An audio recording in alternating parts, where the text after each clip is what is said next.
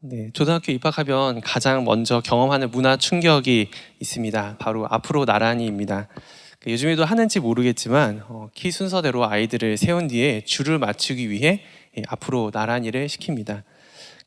앞사람의 이제 머리를 보면서 이제 앞에 사람의 머리가 보이면 이제 줄을 잘못 선 거죠. 그렇게 줄을 맞추는데 이제 줄을 다 서고 차렷, 열중셔 선생님께 인사를 했던 기억이 납니다. 키가 작은 사람이 앞에 서야 뒷사람도 잘 볼 수 있는 거 아주 당연하고 합리적인 줄서기입니다. 그런데 군대 가서 또 충격을 받는 것이 있습니다. 또 줄서기입니다.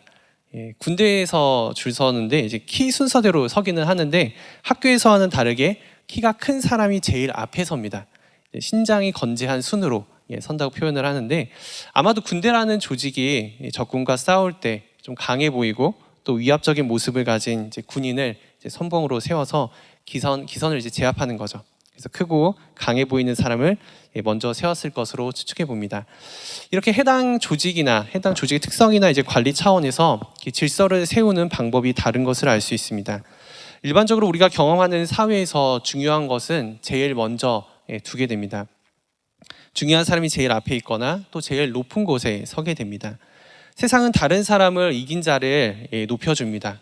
또 둘째에게 첫째를 섬기도록 만듭니다. 또 낮은 직급에 있는 사람은 높은 직급의 사람을 섬기게 하고 또 나이 어린 사람은 나이 많은 사람을 섬기게 합니다. 또 직원은 사장을 섬기고 또 약한 자는 강한 자를 섬겨야 합니다. 또 약소국은 강대국을 섬기는 것이 마치 당연해 보입니다. 우리는 이렇게 적자 생존의 피라미드 속에서 1등을 향해 또 첫째가 되려는 이 경쟁을 해야 하고 또 거기서 이겨야 살아남는 생존이 가능한 세상에 살고 있습니다. 첫째가 아닌 둘째와 둘째 이하는 모두 사실 같은 수준일 뿐입니다. 그럼 하나님께서 원래 이 땅에 명령하신 줄서기는 어떠했을까요? 천지 창조 때의 모습을 통해서 우리가 잠깐 엿볼 수 있는데 태초에 하나님께서 천지를 창조하신 다음에 하나님의 형상을 닮은 인간을 맨 처음 만드시지 않고 제일 마지막에 만드셨습니다. 왜 제일 마지막에 만드셨을까요? 하나님께서는 그리고 맨 마지막에 창조하신 사람에게 복을 주시고 또 6일 동안 정성껏 다 만드신 이 그 에덴 동산을 제대로 알려주지도 않으시고 인수인계도 제대로 안 해주시면서 너무 쉽게 사람에게 맡겨버리셨습니다. 그런데 이상하지 않습니까? 우리는 중요한 것을 맨 앞에 놓습니다. 만약에 하나님께서도 중요하다고 생각했으면 사람이 중요하다고 생각했으면 사람을 제일 먼저 만드셔야 되지 않았을까라고 생각해 볼 수 있습니다. 1등, 장남, 장녀 이들을 이렇게 뒤에 세우는 법은 잘 없습니다. 그런데 하나님의 기준은 좀 다릅니다. 사람은 해, 달, 별과 식물, 동물들 다른 피조물들이 어떻게 창조되었는지 잘 알지 못합니다. 하나님께서는 자신보다 앞에 존재하는 것들이 어떻게 생겼는지 그것이 무엇인지도 알려주시지 않으셨고 또 이들의 역할과 가치가 어떤 건지도 모르는 상태에서 사람은 모든 만물을 다스리게 되었습니다. 아담과 하와의 아들들이 있었습니다. 또 형은 가인이고 동생은 아벨입니다. 그런데 동생 아벨이 형 가인보다 더 나은 제사를 드렸다라고 합니다. 형보다 동생을 더 가치 있게 여기십니다. 뭔가 창조 때부터 하나님께서 뭔가를 이렇게 보여주시려는 하나님의 의도가 있는 것 같은데 이 세상의 질서와는 너무 달라서 우리가 이해하기가 좀 쉽지 않습니다. 하나님의 이런 선택과 또 예정과 계획을 설명하기가 쉽지 않습니다. 오늘 말씀은 이런 관점에서 하나님께서 둘째를 향해 주시는 또 이해하기 힘든 이 메시지를 보여주고 계십니다. 본문은 이삭의 족보가 나오면서 시작을 하는데요. 우리 19절과 20절 말씀을 같이 함께 읽도록 하겠습니다. 시작. 아브라함의 아들 이삭의 족보는 이러하니라. 아브라함이 이삭을 낳았고 이삭은 40세에 리브가를 맞이하여 아내를 삼았으니 리브가는 바담 아람의 족속 중 부두엘의 딸이요 아람 족속 중 라반의 누이였더라. 아멘. 아브라함이 이삭을 100세에 낳았습니다. 하나님의 약속과 말씀대로 낳은 귀한 아들입니다. 그런데 부모가 자녀를 너무 사랑하면은 이 자녀를 빨리 집에서 내보내고 싶지 않습니다. 빨리 결혼시켜서 내보내는 걸 싫어합니다. 빨리 결혼하는 걸 좋아하지 않습니다. 이삭은 어느새 청년이 되어서 결혼할 시기가 되었지만 아브라함은 그때까지도 이삭을 무척 사랑했던 것 같습니다. 아내 사라가 죽어갈 때까지도 이삭을 결혼시킬 생각이 없어 보입니다. 결국 사라는 손자는커녕 이삭의 결혼을 보지 못하고 죽었습니다. 사실 아브라함은 당시 가나안의 우상 숭배가 만영한 땅에서 이삭의 배우자를 찾고 싶지 않았습니다. 이삭과 리브가의 결혼은 창세기 중간에 위치하면서도 상당히 많은 분량을 차지하고 있습니다. 그 준비하는 과정이 그 어느 누구보다도, 어느 누구의 결혼보다도 가장 길게 설명하고 있습니다. 그래서 하나님의 약속의 자녀인 배우자를 고르기 위한 이 아브라함의 노력을 우리가 볼 수 있습니다.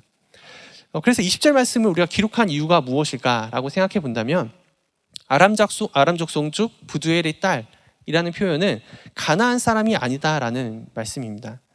다시 말해서 세속적이면서 또 우상이 가득한 이 가나안의 영향을 받지 않은 믿음의 순수성을 확인해 주는 말씀이죠. 이렇게 이삭이 40세가 되어서야 결혼한 것은 결혼을 못한 것이 아니라 결혼을 안 한 것이다 라는 것을 우리가 알 수 있습니다. 그렇게 아브라함이 140년을 살아보니 이 세상의 시간대로, 또 세상의 방법대로, 세상의 기준대로 살아가는 것이 중요하지 않았습니다. 시간이 비록 걸리더라도, 남들보다 늦게 결혼하더라도 하나님이 예비해 두신 믿음의 배우자, 그 사람을 만나는 것이 더 중요했습니다.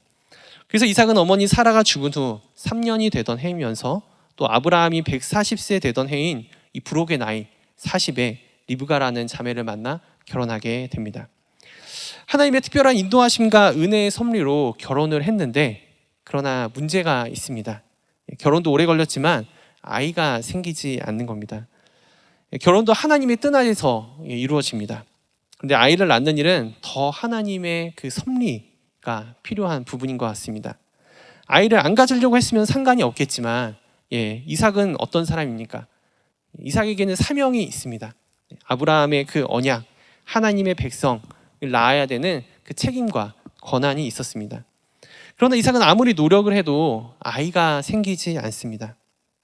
근데 반면에 오늘 본문 25장의 앞부분을 보시면 1절에 마치 하나님께서 의도하신 것처럼 대조적으로 누가 나오고 있습니까? 아버지 아브라함이 나옵니다.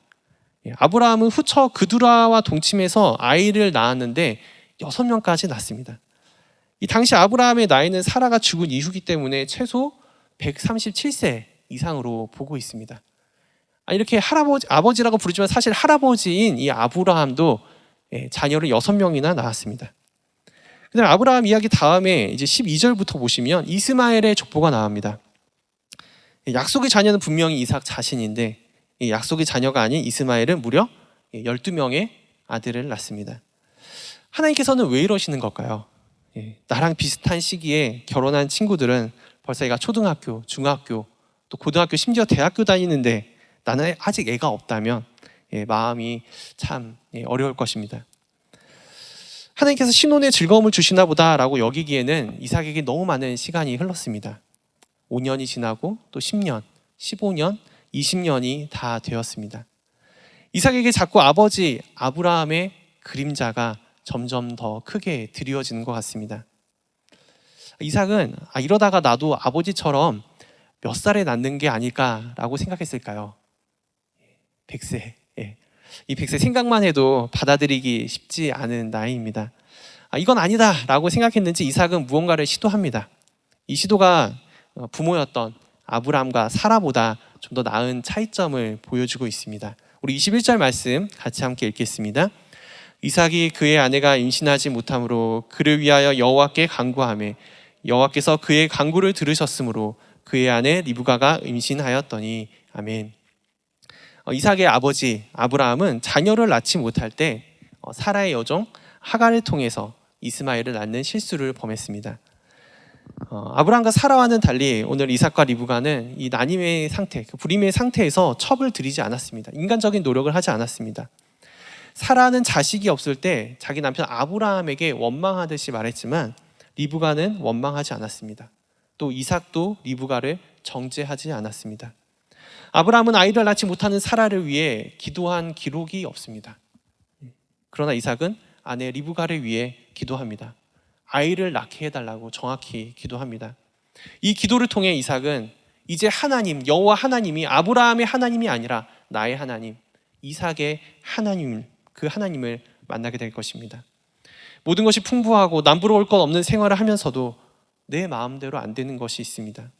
그럴 때 우리는 너무 쉽게 짜증내고 또 만만한 사람에게 화풀이를 할 수 있습니다. 내 마음대로 안 되는 일이 있다면 그것은 바로 하나님께서 하시겠다는 뜻입니다. 하나님께서 작정하신 계획 안에 우리가 초대된 것입니다. 그래서 이제 믿음의 도전을 해야 될 때가 온 것이다 라고 여기시면 됩니다. 하나님께서는 우리 인생의 과정과 또 관문, 그 매 문을 통해서, 모든 순간을 통해서 하나님을 경험하길 원하십니다. 일상에서 부딪히는 사소한 문제를 통하거나 또 진학이나 또 진로의 문제, 결혼, 또 출산, 질병 등 내가 컨트롤할 수 없는 상황으로 하나님께서 몰아가실 때가 있습니다. 그때가 바로 기도해야 할 때라는 겁니다. 다행히도 이삭은 아브라함보다 좀 더 나은 모습을 보여줍니다. 자녀가 부모보다 좀 더 신앙이 괜찮아 보입니다. 이렇게 기도하는 세대, 이 다음 세대에 바로 우리의 소망이 있지 않겠습니까? 우리의 부모 세대만 나와서 기도하는 것이 아니라 이제는 청년들이 또 우리 교회의 다음 세대들이 하나님께 직접 기도하며 또 응답받아야 우리 나라와 또 교회와 미래의 소망이 있는 줄 믿습니다. 이렇게 기도하는 사람에게 또 기도하는 가정에게 이 세상에 어떤 문제가 되겠습니까?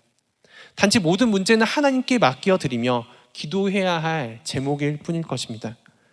내 힘으로 해결할 수 없는 문제 앞에서 그거를 해결하시는 하나님의 손길을 경험하는 가정이 진짜 행복한 가정이며 믿음의 가정이며 그 가정이 천국일 줄 믿습니다. 온 가족이 함께 모여 이 문제를 놓고 기도할 때가 가장 아름다울 것입니다. 함께 모여 기도할 때 문제를 극복하기 전에 하나님께서 무엇을 주시는지 아십니까? 기도해 보신 분들은 많이 아실 겁니다. 그 문제가 해결되기 전에 온 가족의 마음을 하나 되게 하시고 그 마음에 평안을 주십니다. 그곳에 진짜 천국이 임하게 하십니다. 문제가 이루어지거나 해결되기 전에 문제가 해결되든 해결되지 않든 기도하다 보면 더 이상 문제가 중요해지지 않습니다. 하나님과 더 가까워지고 또 하나님께 우리 가정이 더 친밀해졌다는 거, 이것만으로 기쁘고 너무나도 행복하고 그 하나님을 만나고 하나님을 경험하는 거, 이것이 최고의 복이라고 고백할 수밖에 없는 것입니다. 우리 인생에서는 돈, 또 건강, 성공, 또 집, 자동차, 인맥 등 필요한 것이 많습니다. 그러나 그것으로 우리의 삶이 채워지지 않습니다. 진짜 중요한 것이 아니기 때문입니다. 우리 가정, 우리 공동체의 진짜 중요한 거, 진짜 문제는 바로 기도입니다. 기도가 없다는 것이 진짜 문제인 겁니다. 기도하는 부부는, 기도하는 가정은, 기도하는 사람은 어떤 문제가 와도, 감당할 수 없는 문제가 와도 버틸 수 있습니다. 오히려 함께 기도하며 천국을 누리게 됩니다. 아직 차가 없어서 걸어 다닐지라도, 커피숍 갈 돈이 부담이 되어서 자판기에 커피를 마시면서도 함께 감사하며 두 손을 함께 잡고 기도할 수 있다면 어떤 문제가 되겠습니까? 하나님께 기도하는 사람을 놓치지 마시기 바랍니다. 여러분이 또한 기도하는 사람이 되시길 바랍니다. 기도하는 사람이 가장 아름답습니다. 믿는 자가 기도할 수 있습니다. 기도해야 기다릴 수 있습니다. 기다림을 통해 하나님을 알아가고 하나님을 경험하게 됩니다. 하나님께서는 우리에게 약속하시며 주신다고 하셨지만 기도는 우리가 해야 하는 것입니다. 아브라함은 기다리기만 했습니다. 그러나 이것도 참 대단한 믿음입니다. 그러나 이삭은 기다리면서 기도했습니다. 이삭이 여호와께 간구하며 하나님께서 어떻게 하셨습니까? 들으셨습니다. 그리고 리브가가 임신이 되었습니다. 그런데 기도의 응답이 되었는데 또 다른 문제가 있습니다. 임신이 되어 기쁨도 잠시, 리브가의 태동이 이상합니다. 우리 22절 말씀 함께 읽겠습니다. 시작. 그 아들들이 그의 태 속에서 서로 싸우는지라 그가 이르되 이럴 경우에는 내가 어찌할꼬 하고 가서 여호와께 묻자온대. 아멘. 리브가의 뱃속이 매일 요동칩니다. 밥을 잘못 먹었나 처음에 생각했지만 아니었습니다. 정상적인 태아 운동 이상으로 매우 심하게 요동하는 것을 느꼈습니다. 태중에 있는 아이가 막 몸부림을 칩니다. 물론 임신시켜 주신 것도 참 감사하고 기도에 응답해 주신 것도 감사입니다. 근데 기도 응답 후에도 하나님께서는 그걸로 끝내지 않으시고 기도하게 하십니다. 리브가는 이 복중의 아이를 보며 하나님께서 은혜로 응답하신 이 아이들이 이 태중에서도 이 모양인데 앞으로 어떻게 해야 하나 너무 걱정이 많았습니다. 한편으로는 또 불안도 했을 겁니다. 어렵게 얻은 아이들이 혹시 유산이 되진 않을까 두려웠을 겁니다. 가만 보니까 발길질을 한 번에 3번, 4번 동시에 발길질을 합니다. 보니까 쌍둥이였던 겁니다. 자녀를 하나만 주셔도 감사한데 이렇게 1+1으로 2배로 주셨는데 그 고통은 체감상 힘든 거는 4배가 될 정도였습니다. 이렇게 우리가 응답을 받아도, 간절히 기도하고 응답을 받아도 또 다른 문제가 있을 수 있습니다. 그럼 차라리 기도하지 않는 것이 나은 걸까요? 아닙니다. 기도해서 이 정도입니다. 리브가는 기도하지 않고는 이 아이들을 키울 수 없다는 것을 깨닫게 됩니다. 이번에는 이삭이 아니라 리브가가 기도를 합니다. 임신 전에는 남편 이삭이 기도하게 만드시고 또 임신 후에는 리브가가 기도하게 만드십니다. 왜 기도하게 만드실까요? 하나님께서 말씀하고 싶은 게 있으신 겁니다. 우리 23절 말씀입니다. 함께 읽겠습니다. 여호와께서 그에게 이르시되 두 국민이 내 태중에 있구나. 두 민족이 내 복중에서 나누이리라. 이 족속이 저 족속보다 강하겠고 큰 자가 어린 자를 섬기리라 하셨더라. 아멘. 네, 하나님께서 이 리브가의 기도에 응답하시면서 리브가에게 좀 이해할 수 없는 비전을 보여주셨습니다. 큰 자가 어린 자를 섬기리라. 큰 자가 어린 자를 섬기리라. 하나님께서 대답을 해주셨는데 리브가의 마음이 편하지가 않습니다. 족장시대는 질서가 중요하지 않습니까? 아직 누가 형이 될지 누가 아우가 될지 알 수 없는 상황입니다. 근데 하나님의 이 말씀에 리브가는 혼자 많은 고민이 들었을 겁니다. 형이 동생보다 약하다니, 힘이 약하게 태어가거나 혹시 형이 뭔가 장애가 있거나 좀 부족한 점이 있는 것이 아닐까, 그래서 동생이 강하다라고 하나님께서 말씀하신 것이 아닐까, 아직 이해할 수 없었습니다. 일반적으로 장자가 더 강하고 좋은 대우를 받아야 되는데 하나님의 이런 말씀은 이삭 가정의 질서가 무너지는 일이었기 때문입니다. 이렇게 가정의 질서가 파괴되고 혼란을 야기시키는 그 하나님의 응답에 리브가는 남편 이삭에게 이 하나님의 말씀, 예언과 비전을 말해주지 않습니다. 우리는 여기서 좀 궁금합니다. 이해할 수 없는 상황, 오히려 첫째가 좀 불공평해 보이는 상황, 이 상황을 우리가 어떻게 이해하면 좋을까? 하나님께서 왜 큰 자가 어린 자를 섬긴다고 말씀하셨을까요? 태중에서 뭔가 엄청난 죄를 지어서일까요? 아니면 태중에서 싸울 때 동생을 너무 심하게 때리기라도 한 걸까요? 우리는 이 하나님의 선택을 이해하기가 쉽지 않습니다. 그래서 이 질문에 사도 바울이 로마서 9장 11절에 대답을 해주고 있습니다. 우리 신약성경 251조 로마서 9장 11절 말씀을 함께 찾아보겠습니다. 신약성경 251조 로마서 9장 11절 말씀입니다.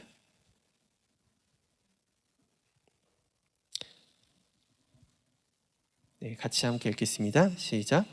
그 자식들이 아직 나지도 아니하고 무슨 선이나 악을 행하지 아니한 때에 택하심을 따라 되는 하나님의 뜻이 행위로 말미암지 않고 오직 부르시는 이로 말미암아 서게 하려 하사. 아멘. 리브가의 쌍둥이의 임신은 오직 하나님의 주권으로 말미암았다는 뜻입니다. 하나님께서는 그들이 태어나기도 전에 한 명을 선택하시고 다른 한 명보다 강하고 크게 되어 섬김을 받을 것이라고 지금 말씀하시고 계십니다. 그런데 하나님의 그 택하심은 우리가 가진 어떤 자격이나 어떤 조건든 어떤 행위 때문이 아니라라고 말씀하십니다. 택하심을 따라 되는 하나님의 뜻이 행위로 말미암지 않는다라고 분명히 말씀하고 있습니다. 하나님의 택하심은 우리의 뭔가 자격이나 조건, 행위로 말미암는 것이 아니라 오직 하나님의 선하신 무엇대로 됩니까? 뜻대로 됩니다. 이것이 하나님의 주권이라는 겁니다. 누가 하나님께 선택되느냐 하는 것은 인간의 의지에 달려있는 것이 아니라 오직 하나님의 전적인 주권과 은혜에 의해서만 가능함을 우리가 알 수 있습니다. 그럼 여기서 우리는 또 질문이 생깁니다. 그럼 에서는 뭔가요? 야곱은 그렇다 치더라도 첫째 에서는 뭔가요? 동생 야곱과 함께 그냥 다른 민족을 이루고 다른 나라가 되는 것에 만족해야 하는 걸까요? 사실 여기서 야곱을 선택하셨다는 것은 뒤에 이제 에서와 야곱의 삶의 스토리를 통해서 좀 더 구체적으로 정확하게 표현할 수 있지만 오늘 본문에만 근거해서 본다면 하나님께서 야곱을 선택하셨다는 것은 이 야곱과 같은 우리를 선택하셨다는 뜻입니다. 세상의 기준으로는 부족하고 또 가치도 없고 능력도 없고 소망도 없는 그런 자들을 부르고 계신 겁니다. 영적으로는 죄악에 빠져 고통 중에 있는 그런 둘째들을 하나님께서 은혜로 선택하셨다는 말씀입니다. 하나님께서 보이신 이 둘째에 대한 대우는 결국 모든 사람을 차별 없이 또 공평하게 구원하시겠다는 하나님의 뜻이기도 합니다. 오늘 제목이 이 세상의 모든 둘째들에게입니다. 첫째들이 싫어할 수 있는 아주 위험한 제목이죠. 내가 첫째라고 생각하면 그렇습니다. 둘째는 사회적으로, 둘째가 의미하는 것은 사회적으로 이렇게 약자다, 뭔가 이렇게 서열에서 뒤처진다라는 의미도 있지만, 동시에 영적으로 나는 연약합니다, 나는 부족합니다, 나는 죄인입니다, 이렇게 고백하는 모든 사람들을 상징합니다.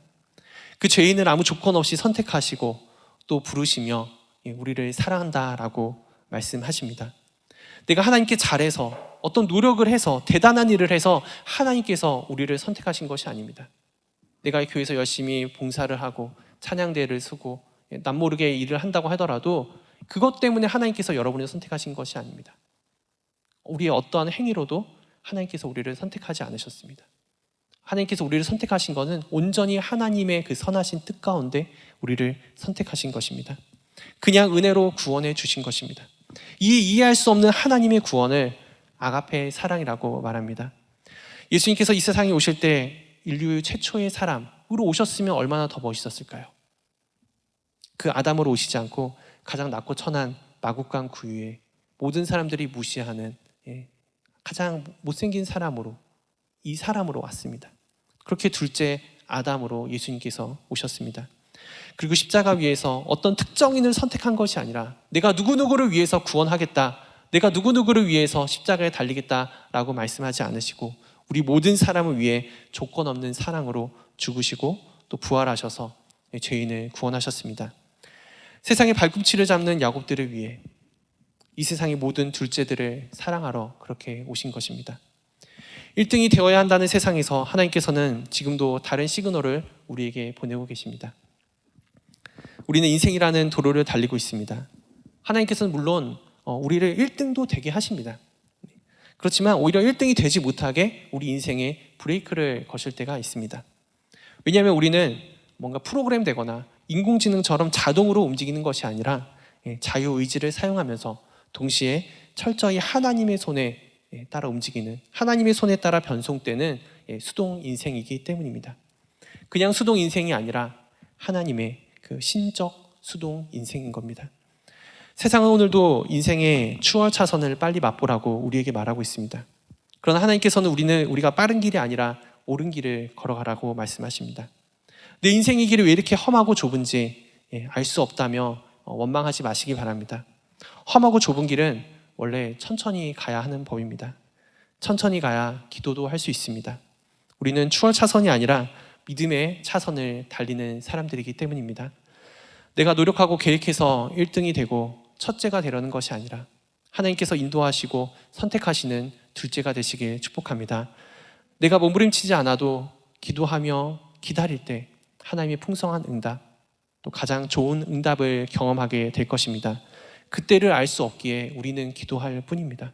내 모든 형편은 부족하고 연약하기 때문에 더 기도해야 합니다. 또 더 기다려야 합니다. 가장 확실한 것은 주님이 나를 선택하셨다는 믿음입니다. 그렇게 기도하며 나는 주님이 필요합니다, 나는 이 세상의 둘째입니다 라고 고백하는 모든 이들에게 하나님께서는 내 백성이다, 내 사랑하는 자라고 불러주십니다. 이 믿음을 갖고 세상의 발꿈치가 아니라 하나님의 능력의 손, 또 구원의 손을 붙잡는 우리 대전도안교회와 모든 성도님들 되시기에 간절히 소망합니다. 기도하시겠습니다. 할렐루야. 우리를 야곱으로 부르신 하나님 아버지, 주님, 우리가 둘째입니다. 세상에 보잘것없는 우리 인생에 친히 찾아오셔서 감사를 드립니다. 무능하고 무지하며 세상에 소망이 없는 둘째 이하의 삶을 사는 우리를 선택하시며 너는 내 것이다, 내가 너를 선택한다, 내가 너를 사랑한다 말씀하여 주시니 감사를 드립니다. 이 하나님의 전적인 주권 아래에서 우리의 모든 문제를 기도로 간구하는 인생이 되게 하여 주시옵소서. 우리가 믿음으로 기도하는 시간이 하나님과 더 친밀하고 가까워지는 시간이 되게 하여 주시옵소서. 내가 원하는 응답이 아닐지라도, 내가 생각했던 계획과 다르다 하더라도, 내가 세운 질서가 무너지더라도 하나님의 더 선하고 온전하신 뜻이 있음을 분명히 깨닫고 믿음으로 순종하며 나가게 하여 주시옵소서. 감사드리며 우리 주 예수님의 이름으로 기도드립니다. 아멘.